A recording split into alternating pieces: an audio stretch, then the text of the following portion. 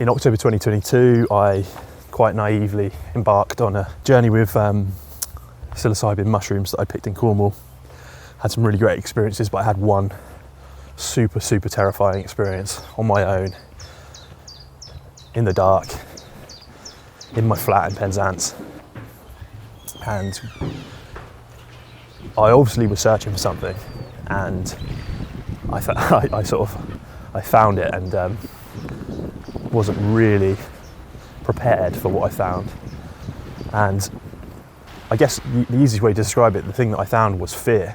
And I just realised that I've been carrying around my whole life this belly full of acute, terrifying sort of knowledge of being a human being, and just how gnarly that is. You can call it sort of anxiety, but it's just for me, it's just fear. It's just fear. It's fear of the unknown. It's fear of death. It's fear of who the fuck am I? And all of this is going to end, and I'm not going to be able to understand all of it in the time that we have. And the only answer was to think, okay, what can I do to have a healthier relationship with fear? So after those experiences, I scrabbled around and I spoke to friends, and I thought, I've got to try and find some answers. And long story short, the one answer that has really helped me, really helped me, and actually sort of allowed me to change who I am fundamentally. I say change, sort of discover is probably the better word, but it's lifting weights.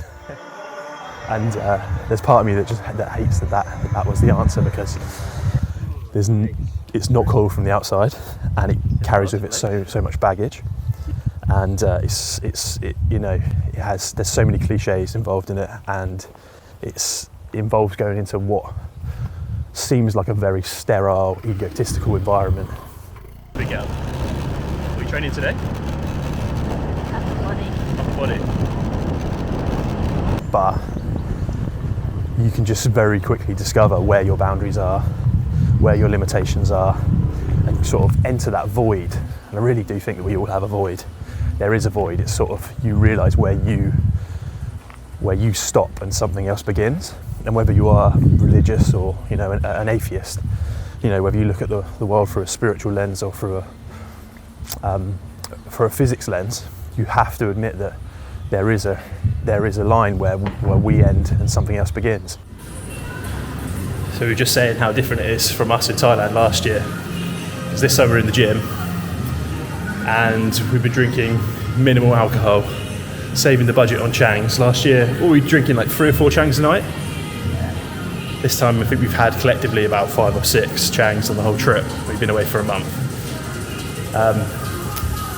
Eating good, searching out the healthy spots, searching out the good gyms, enjoying Ireland life right now. And different experience than last time. Feeling really healthy.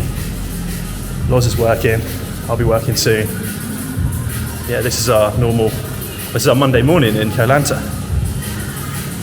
But the reality is there's reliability there, and there's efficiency, and I just soon realised that I can build a structure around this, and I can reconnect with some of my closest friends who are already on that sort of fitness journey.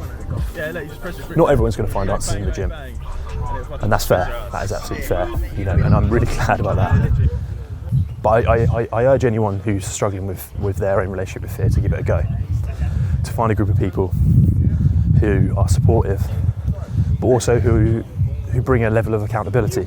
And also, it doesn't have to be the gym, it doesn't have to be weightlifting, but it has to be a physical exercise where you hold yourself really accountable, where you're not just sort of just plodding along here. It's like, we did circuits yesterday, and within 10 minutes, it's like, oh my God, I'm there again. It's like, oh, let's go to that real dark place as soon as possible.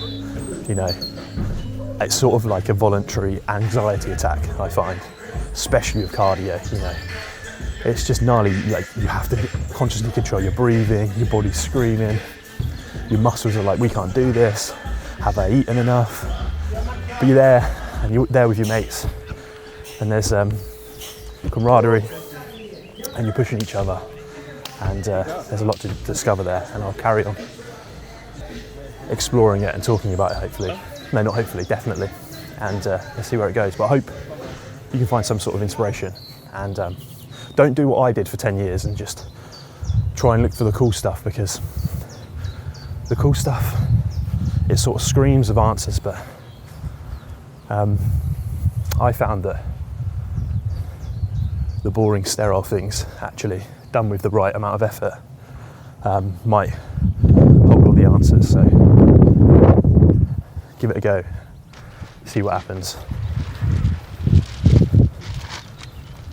and as will I.